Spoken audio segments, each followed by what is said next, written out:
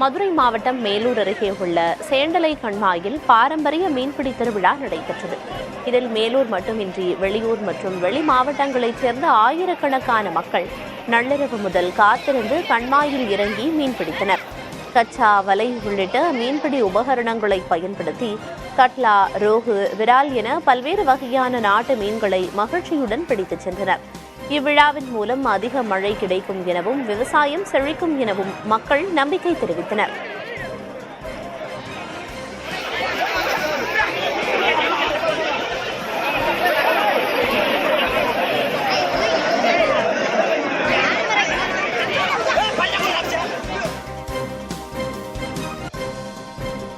ஈரானிலிருந்து மீட்கப்பட்ட தமிழர்கள் 12 பேர் சென்னை சென்ட்ரல் ரயில் நிலையம் வந்தடைந்தனர். விமானம் மூலம் டெல்லி அழைத்து வரப்பட்டு அங்கிருந்து தமிழ்நாடு எக்ஸ்பிரஸ் மூலம் சென்னை திரும்பியவர்களை அமைச்சர் ஆவடி நாசர் வரவேற்றார். கன்னியாகுமரி, திருநெல்வேலி, தூத்துக்குடியைச் சேர்ந்த மேலும் 22 பேர் விரைவில் திருவனந்தபுரம் வழியாக தாயகம் திரும்புவார்கள் என்று அவர் கூறினார். இஸ்ரேலில் இருந்து 79 பேர், ஈரானில் இருந்து 65 பேர் என இதுவரை 144 தமிழர்கள் பத்திரமாக தாயகம் அழைத்து வரப்பட்டுள்ளனர்.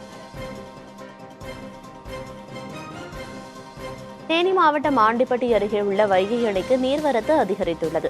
நீர்பிடிப்பு பகுதிகளில் பெய்த மழை மற்றும் முல்லை பெரியாறு அணையில் இருந்து கூடுதல் தண்ணீர் திறக்கப்பட்டிருப்பதால் அணைக்கு வினாடிக்கு 1954 கன அடி நீர் வருகிறது. வைகை அணையின் நீர்மட்டம் தற்போது 60.53 அடியாக உள்ளது. அணையில் இருந்து வினாடிக்கு 2900 கன அடி நீர் திறக்கப்படுவதால் தேனி, மதுரை உள்ளிட்ட 5 மாவட்ட வைகை ஆற்றங்கரையோர மக்களுக்கு வெள்ள அபாய எச்சரிக்கை விடுக்கப்பட்டுள்ளது. வியட்நாமில் நடைபெற்ற ஆசியன் மொய்தாய் சாம்பியன்ஷிப் போட்டியில் வெள்ளிப்பதக்கம் வென்று திரும்பிய வீரர் மகேந்திரகுமாருக்கு ஈரோட்டில் உற்சாக வரவேற்பு அளிக்கப்பட்டது. மொய்தாயில் தமிழக வீரர் ஒருவர் வெள்ளி வெல்வது இதுவே முதல் முறையாகும். தமிழ்நாட்டிற்கு பெருமை தேடித்தந்த மகேந்திரகுமாருக்கு அவரது உறவினர்கள், நண்பர்கள் மற்றும் பயிற்சி மாணவர்கள் மேளதாளம் முழங்க வரவேற்பு அளித்தனர்.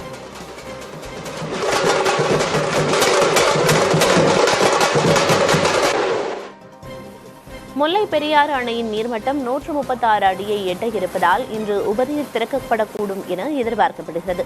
மேற்கு தொடர்ச்சி மலைப்பகுதிகளில் தென்மேற்கு பருவமழை படிப்படியாக குறைந்து வருவதால் அணைக்கான நீர்வரத்து வினாடிக்கு 3786 கன அடியாக குறைந்துள்ளது.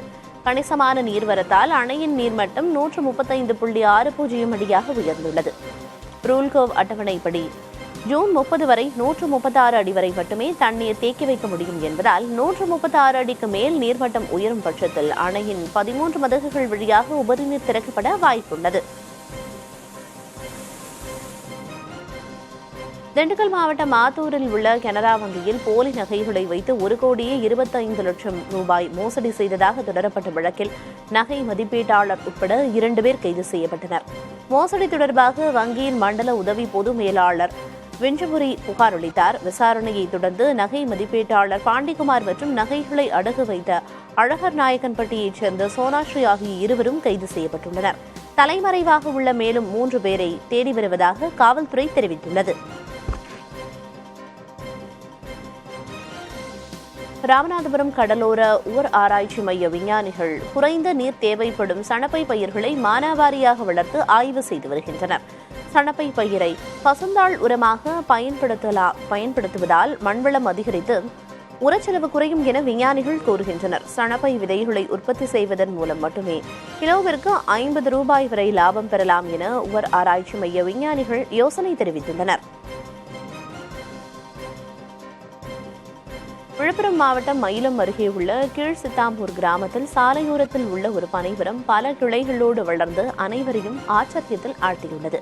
பொதுவாக ஒற்றை கிளை மட்டுமே கொண்ட பனைமரங்களுக்கு மத்தியில் இயற்கையின் இந்த விந்தையான படைப்பு அவ்வழியே செல்லும் மக்களை வியப்பில் ஆழ்த்தி வருகிறது.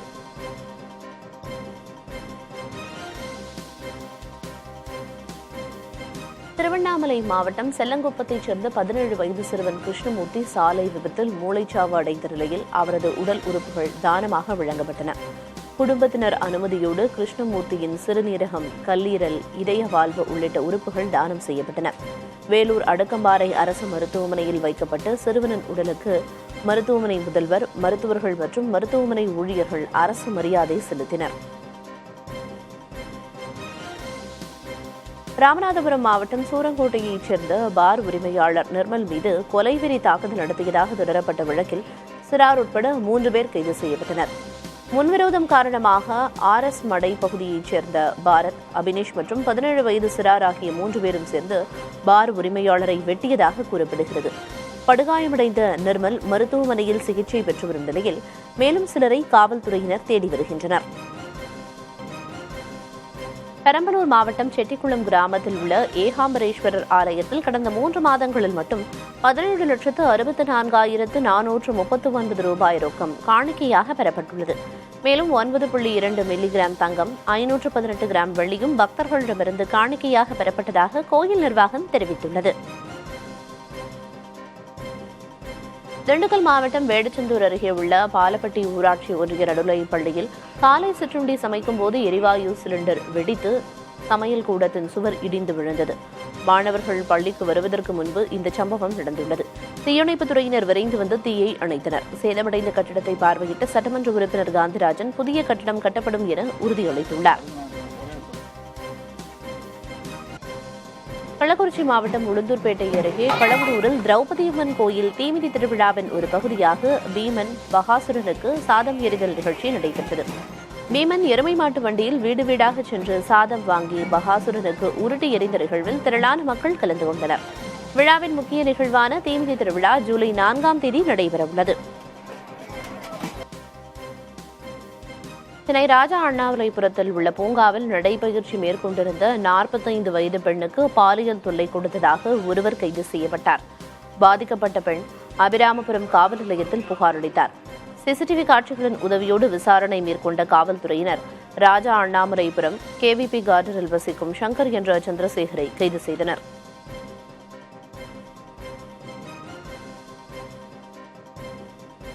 சென்னை தரமணி சட்ட பல்கலைக்கழக வளாகத்திற்குள் காவல்துறையினர் அத்துமீறி நுழைந்ததாக கூறி சட்டக்கல்லூரி மாணவர்கள் காவல் நிலையத்தை முற்றுகையிட முயன்றனர். காவல் உதவி ஆய்வாளர் தமிழ்ச்செல்வியை பணியிட மாற்றம் செய்ய வேண்டும் என மாணவர்கள் கோரினர்.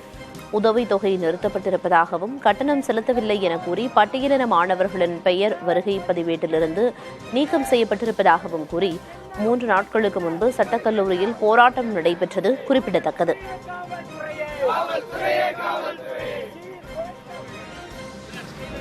ராமநாதபுரம் தனுஷ்கோடியில் இருந்து மீன்பிடிக்கச் சென்ற 4 மீனவர்கள் கடல் சீற்றம் காரணமாக படகு மூழ்கியதால் நடுக்கடலில் தத்தளித்தனர். அவர்களை இலங்கை கடற்படை பத்திரமாக மீட்டது.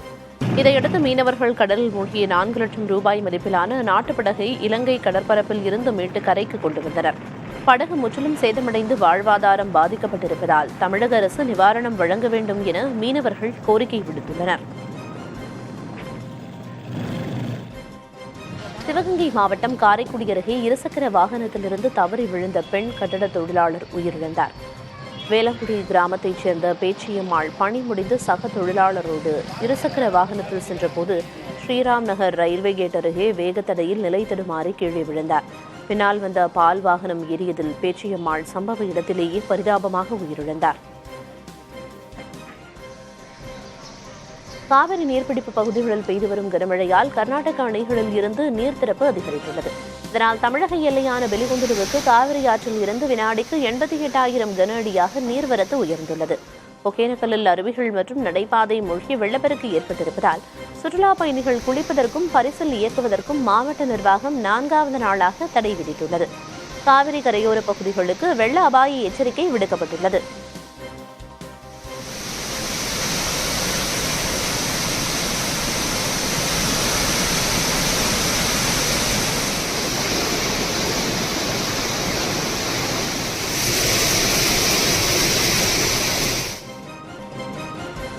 மேட்டூர் அணையில் பழுதடைந்த 5 கண் மதகு ஷட்டர்களுக்கு பதிலாக பொருத்தப்படும் புதிய ஷட்டர்களை ஓய்வு பெற்ற சென்னை IIT பேராசிரியர் சுந்தரவடிவேல் ஆய்வு செய்தார். ஐரோப்பிய நாடுகளில் பயன்படுத்தப்படும் சிறப்பு பெயிண்ட் பூசுவதால் இந்த ஷட்டர்கள் துருப்பிடிக்காமல் 100 ஆண்டுகள் வரை பாதுகாப்பாக இருக்கும் என அவர் தெரிவித்தார். இந்த நடவடிக்கை அணையின் நீண்டகால உறுதித்தன்மைக்கு உதவும் என்றும் அவர் கூறினார்.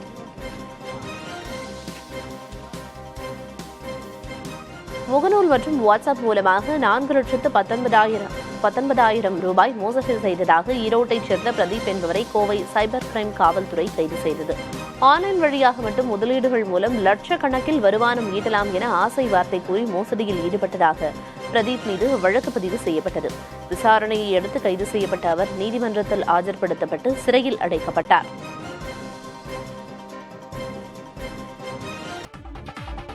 தேனி மாவட்டம் ஆண்டிப்பட்டி யானை மார்க்கெட்டில் சின்ன வெங்காயத்தின் விலை கடும் வீழ்ச்சியை சந்தித்துள்ளது. கடந்த வாரம் 1 கிலோ 60 ரூபாய் வரை ஏலம் போன சின்ன வெங்காயம் முகூர்த்த நாட்கள் இல்லாததால் தற்போது கிலோ 35 ரூபாய்க்கு குறைந்துள்ளது. இதனால் விவசாயிகள் பெரும் ஏமாற்றத்தில் உள்ளனர்.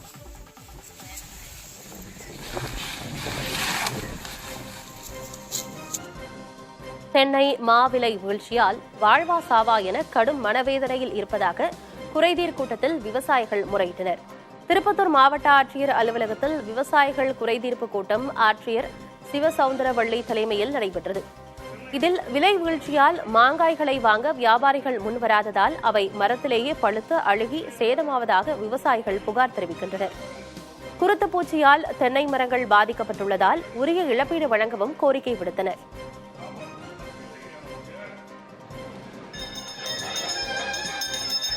தேனியில் உள்ள சிவகணேச கந்த பெருமாள் கோயிலில் ஆசாட நவராத்திரி விழா நடைபெற்று வருகிறது. விழாவின் 3வது நாளில் வாராகி அம்மன் சந்தனக்காப்பு அலங்காரத்தில் பக்தர்களுக்கு காட்சியளித்தார். திரளான பக்தர்கள் வாராகி அம்மனை தரிசித்தனர்.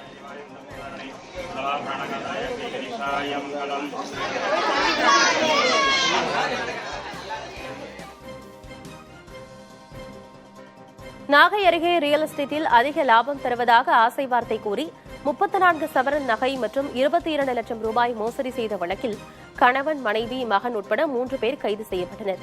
கீழ்வேலூரைச் சேர்ந்த குடும்பத்தினர் 4 பேரிடம் நகை பணத்தை பெற்று மோசடி செய்தது அம்பலமானது. இதுகுறித்து அளிக்கப்பட்ட புகாரின் பேரில் மாவட்ட குற்றப்பிரிவு காவல்துறையினர் 3 பேரையும் கைது செய்து விசாரித்து வருகின்றனர். இவர்களுக்கு உடந்தையாக இருந்த மற்றவர்களையும் தேடி வருகின்றனர்.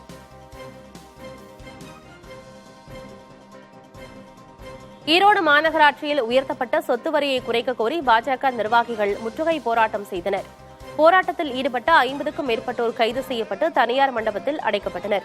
ஸ்மார்ட் சிட்டி திட்டத்தின் கீழ் வழங்கப்பட்ட நிதியை முறையாக பயன்படுத்தவில்லை என்றும் பாதாள சாக்கடை பணிகள் முழுமை பெறவில்லை என்றும் சட்டமன்ற உறுப்பினர் சரஸ்வதி குற்றம் சாட்டினார்.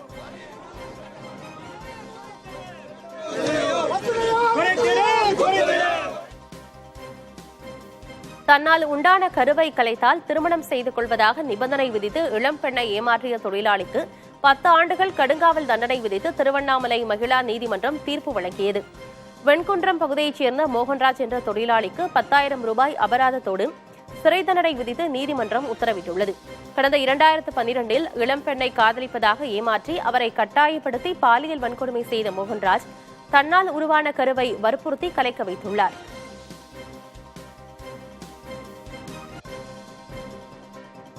திருப்பத்தூர் அருகே சிறுமிக்கு பாலியல் தொல்லை கொடுத்த முதியவருக்கு சிறுமியின் பெற்றோர் தர்ம அடி கொடுத்து மருத்துவமனையில் சேர்த்தனர். மேலும் அவர்கள் அளித்த புகாரின் பேரில் திருப்பத்தூர் அனைத்து மகளிர் காவல் நிலையத்தில் முதியவர் முனியப்பன் மீது வழக்கு பதிவு செய்துள்ளனர்.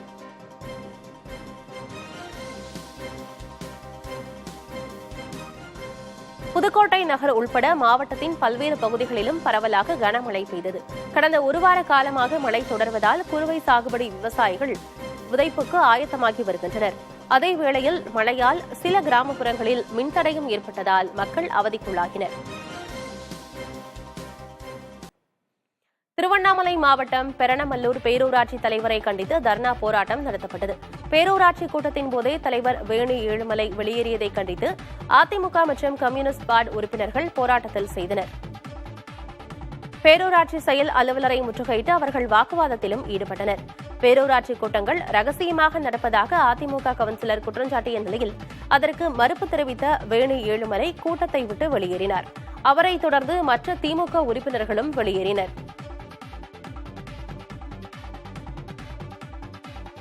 திண்டுக்கல் மாவட்டம் நத்தம் அருகே ஆக்கிரமிப்பு அகற்றப்பட்டதை கண்டித்து தீக்குளிக்க முயன்ற பெண்ணால் பரபரப்பு ஏற்பட்டது. நீதிமன்ற உத்தரவின்படி வீட்டிற்கு செல்லும் பாதை ஆக்கிரமிப்பை நெடுஞ்சாலைத்துறையினர் அகற்றிய போது அப்பகுதியைச் சேர்ந்த 10க்கும் மேற்பட்ட பெண்கள் காவலர்களுடன் வாக்குவாதத்தில் ஈடுபட்டனர். அதில் முருகேஸ்வரி என்ற பெண் உடலில் மண்ணெண்ணெய் ஊற்றி தீக்குளிக்க முயன்றார். இதனால் அதிகாரிகள் அரைகுறையாக ஆக்கிரமிப்பை அகற்றிவிட்டு சென்றனர்.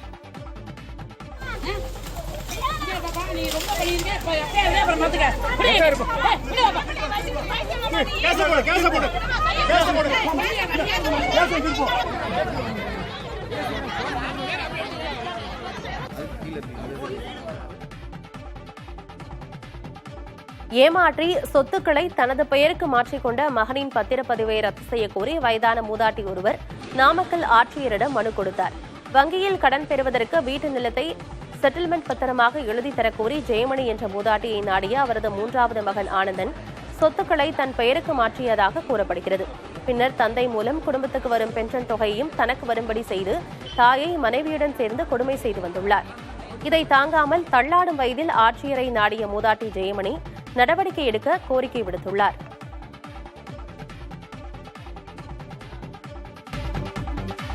கோவை, நீலகிரி மாவட்டங்களுக்கு இன்று கனமழை எச்சரிக்கை விடுக்கப்பட்டுள்ளது. தமிழகம், புதுச்சேரி, காரைக்கால் பகுதிகளில் இடி மின்னலோடு கூடிய மிதமான மழை பெய்யக்கூடும் என்றும் ஓரிரு இடங்களில் பலத்த தரைக்காற்று மணிக்கு 40 முதல் 50 கிலோமீட்டர் வேகத்தில் வீசக்கூடும் என்றும் வானிலை ஆய்வு மையம் தெரிவித்துள்ளது. சென்னையை பொறுத்தவரை நகரின் ஒரு சில பகுதிகளில் மழை பெய்ய வாய்ப்பிருப்பதாகவும் கூறியுள்ளது.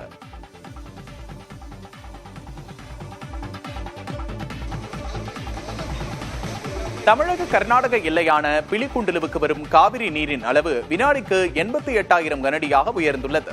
நேற்று வினாடிக்கு 78,000 கனடியாக இருந்த நீர்வரத்து தற்போது 10,000 கனடி அளவுக்கு அதிகரித்துள்ளது. கடும் வெள்ளப்பெருக்கால் ஒகேனக்கல் அருவிக்கு செல்லும் நடைபாதை, பிரதான அருவிகள் நீரில் மூழ்கியுள்ளன. இதனால் சுற்றுலா பயணிகள் குளிக்கவும் பரிசல் இயக்கவும் 4வது நாளாக தடை விதிக்கப்பட்டுள்ளது.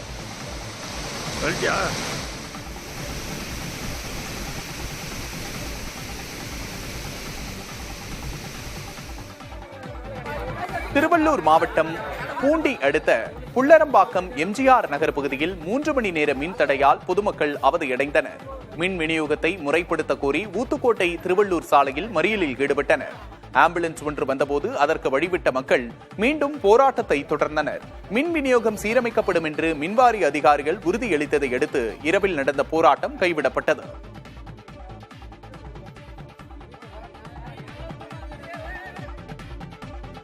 நீலகிரி மாவட்டம் கூடலூர் அருகே உள்ள நரிக்கொள்ளி பகுதியில் உடல்நலக் குறைவால் பாதிக்கப்பட்ட சிறுத்தை ஒன்று மக்கள் வசிக்கும் பகுதியில் சுற்றி வருகிறது. ஒரு வீட்டின் கார் நிறுத்தத்தில் படுத்திருந்த இந்த சிறுத்தை வனத்துறையினர் வந்ததும் அருகில் உள்ள காபி தோட்டத்திற்குள் பதுங்கியது. சிறுத்தை மிகவும் சோர்வாக காணப்படுவதாக வனத்துறையினர் தெரிவித்துள்ளனர். சிறுத்தை தொடர்ந்து கண்காணிக்கப்பட்டு வருவதோடு அதற்கு சிகிச்சை அளிக்க தேவையான நடவடிக்கைகளும் எடுக்கப்பட்டு வருகின்றன.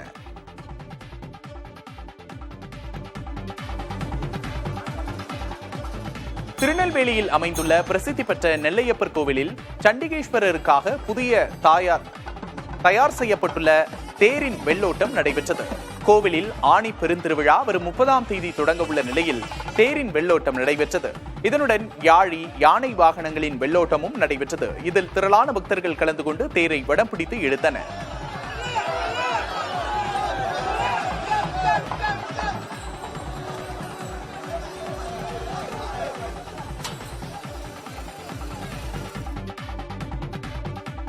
காஞ்சிபுரம் ஏகாம்பரநாதர் கோவில் உண்டியலில் அடையாளம் தெரியாத நபர் தீக்குச்சியை பற்ற வைத்து போட்டதில் 2000 ரூபாய் மதிப்பிலான பணத்தாள்கள் கருகின.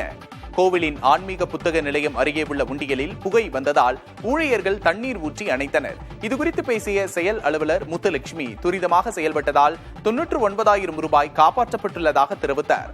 சம்பவம் குறித்து காவல்துறையில் புகார் அளிக்கப்பட்டிருப்பதாகவும் அவர் கூறினார்.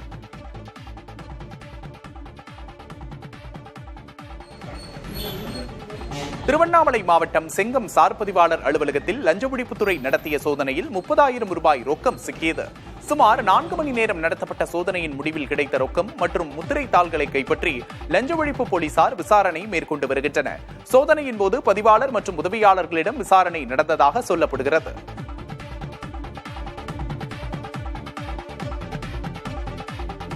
ராணிப்பேட்டை மாவட்டம் ஆற்காடு நகராட்சியில் குடிநீர் திட்ட பணிகளுக்காக நடைபெற்ற அடிக்கல் நாட்டு விழாவில் நகராட்சி ஆணையாளரை அமைச்சர் ஆர் காந்தி எச்சரித்தது பேசுபொருளாகியுள்ளது. துறைசார் உத்தரவின் அடிப்படையில் பணிகளை செய்வதாக ஏன் இங்கே வருகிறீர்கள் என வினவிய அமைச்சர் மாவட்டத்திற்கு ஒரு தனி சிஸ்டம் இருப்பதாக கூறினார்.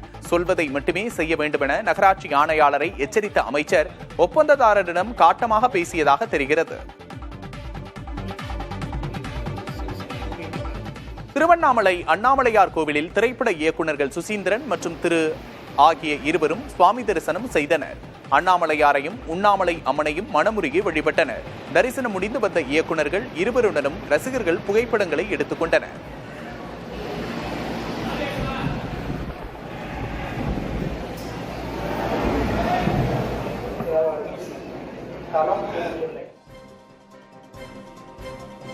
கிருஷ்ணகிரி மாவட்டம் ஊத்தங்கரை அடுத்த பாண்டவர் நகரில் பட்டப்பகலில் வீட்டின் பூட்டை உடைத்து 20 சவரன் தங்க நகைகள் திருடப்பட்டன.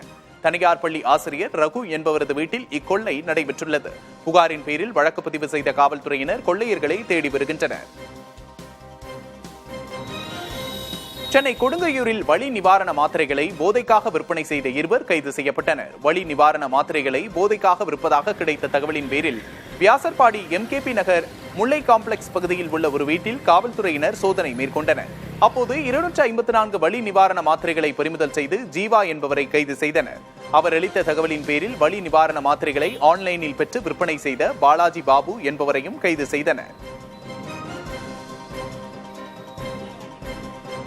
தூத்துக்குடியில் மாற்றுத்திறனாளிகளுக்கு மாவட்ட அளவிலான தடகள போட்டிகளை அமைச்சர் கீதா ஜீவன் தொடங்கி வைத்தார்.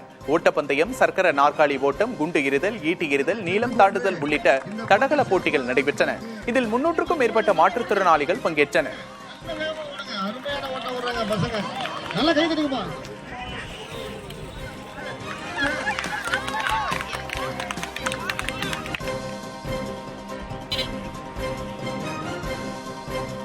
கடலூர் மாவட்டம் சிதம்பரம் அருகே மகளை கொலை செய்த தந்தை புத்தூர் காவல் நிலையத்தில் சரணடைந்தார். மடப்புரம் கிராமத்தைச் சேர்ந்த கூலி தொழிலாளி அர்ஜுனனின் மகள் அபிதா பக்கத்து ஊரைச் சேர்ந்த நபரை காதலித்து வந்ததாக கூறப்படுகிறது. இதுகுறித்து அர்ஜுனன் எச்சரித்த நிலையில் தொடர்ந்து காதலனுடன் பேசி வந்த அபிதா தந்தை பார்த்த வரன்களை எல்லாம் தொடர்ந்து புறக்கணித்து வந்துள்ளார். இதுகுறித்து மகளோடு சண்டையிட்ட அர்ஜுனன் கழுத்தை அறுத்து மகளை கொன்றுவிட்டு காவல் நிலையத்தில் சரணடைந்தார். அவரிடம் விசாரணை நடத்தப்பட்டு வருகின்றது.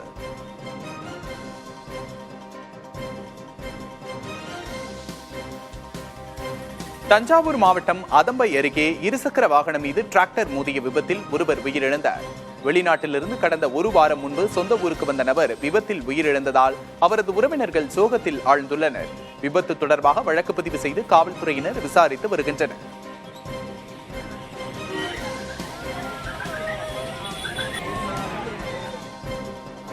சேலம் மாவட்டம் தலைவாசல் அருகே புதிதாக கால்நடை சந்தை நடத்த எதிர்ப்பு தெரிவித்து கிராம மக்கள் திடீரென சாலை மறியலில் ஈடுபட்டனர்.